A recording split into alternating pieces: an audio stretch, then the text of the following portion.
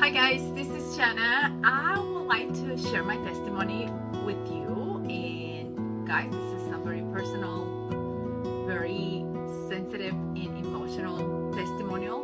Is how I became a Catholic, and it's a beautiful story because obviously it's my unique story, and I hope you enjoy it. A little bit of personal and fundamentals in my story is I was baptized when I was about a year old baby, and then I was ready to receive the first communion around when I was 9, and I remember I did my first communion alongside with my brother. At the time my brother was 12, we're 3 years apart. However, as far as my childhood's memory, if that serves me well, our family wasn't a religious family driven. We did not actually participate in the Catholic Church or Catholicism. In Puerto Rico, just a little bit of background, it's common to families to baptize their children and even to have them complete First Communion as a part of a checklist. Even if they don't practice the faith regularly, they will have those two sacraments done for almost the majority of their children. And it's a little bit of a side story, and I want to share with you.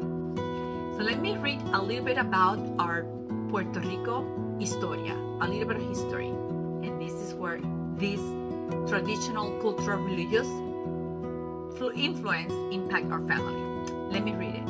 It is common for families in Puerto Rico to baptize their children and have them complete First Communion primarily due to a deep-rooted cultural and religious tradition. As Puerto Rico has a predominantly Catholic population, we have Protestant and we have Adventist and we have other populations or regular or religious population and community, but it's predominantly Catholic. These sacraments are often viewed as important rites of passage, a way to incorporate the child into the community and the extended family network through godparents, because my parents select the godparents as their best friends. So my godparents are my parents' friends. As a symbol of cultural identity, even if active participation in the faith or religion is not consistent, which was the case. My parents did not participate or did not become member of any religious community in Puerto Rico. So that's a little bit of the story, and a little bit relatable story in my case as well. So for me, growing up, we didn't attend Mass as a family, and we didn't even have a faith community or faithful routine to go every week to a specific church, except for some Saturdays that my parents always took us to the required classes for the baptism, obviously when I was a baby. But I remember going to Saturday Catholicism for First Communion preparation. I remember because after we had that class, they always bought us ice cream from the Red Screen, the Chinese ice cream place. So over the years, we visited many and various churches in Puerto Rico, mostly Protestants, ones Baptist, Evangelists. And I will tell you the truth, our friends or relative extended family invite us to activity, and we always attended with no commitment. My parents didn't have any commitment at all. In another childhood memory, in which I share and I keep in my heart so close, I used to attend to different summer camps from Baptist churches because one of my best friends is Baptist till this day, and I respect her faith, I respect her religion, and we are all Christian. We serve Christ. We all the same, right? But anyway, so that's one of the activities that I remember my parents always help us to go, like summer camps. And also my grandma, she was a Baptist, so I used to go to my grandma's church a lot, which was not Catholic, it was Baptist. So that helped a little bit to be close to a faith, but didn't follow it wholly from my heart because I was just following people around. And this last memory that I have and I want to share with you is very important, very remarkable in my life. My mom always used to take us to the Lent procession or what we call it the Holy Week procession in my town, in downtown, and we walk with the population, the religious population, when they were carrying the cross during Lent. We even walked with them, and we were not even serving them. Tell you the truth, that left an everlasting impression on me, in my heart. So, when I was 20 years old, this is the tea, this is the story. I was working in my college.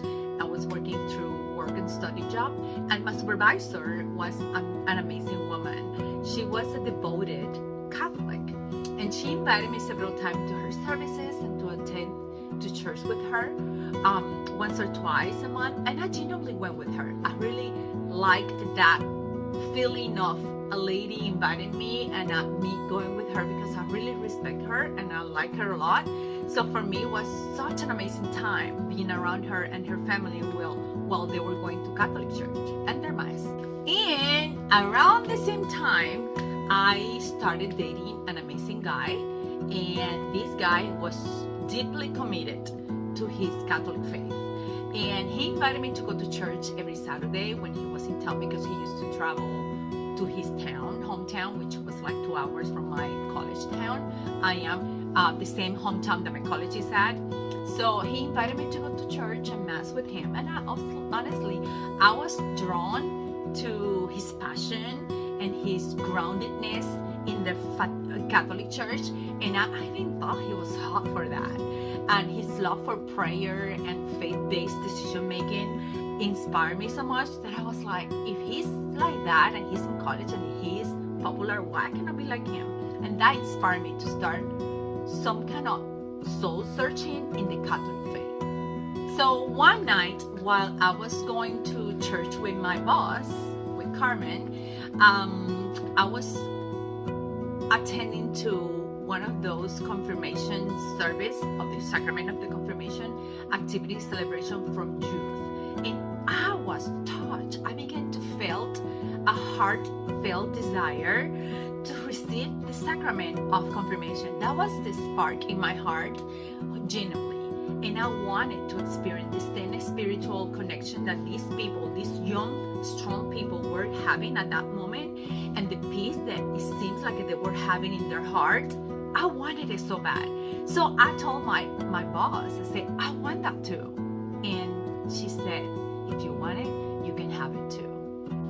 Yes, when I shared my feelings with my supervisor, she even encouraged me to explore the Catholicism further, and she even gave me a Bible. She even offered to be my confirmation sponsor, which made me so happy and so honored. I feel so incredible, supported, and joyful. And for the very first time, I had seen myself in a position that I feel like I was seen by somebody. Because for me, I respect her a lot.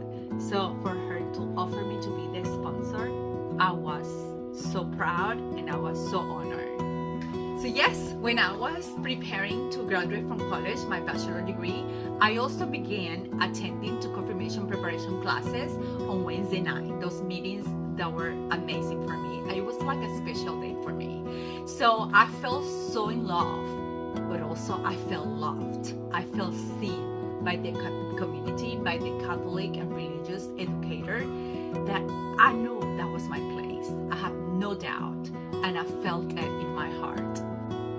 Yes, it was something so deep in my heart, and I knew that was Jesus calling, and that was Jesus calling me, coming back home, and that's so amazing. And I don't want to cry because this is a joyful testimonial, but it's so amazing. That day I feel like I was safe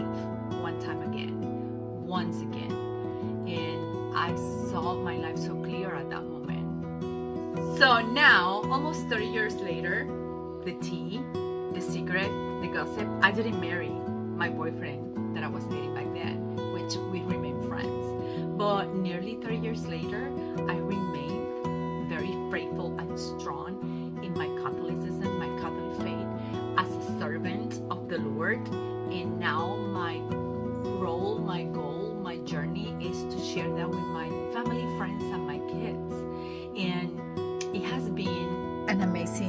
journey for me. And I'm gonna tell you in conclusion, I am so blessed. I am blessed in a way that you have no idea.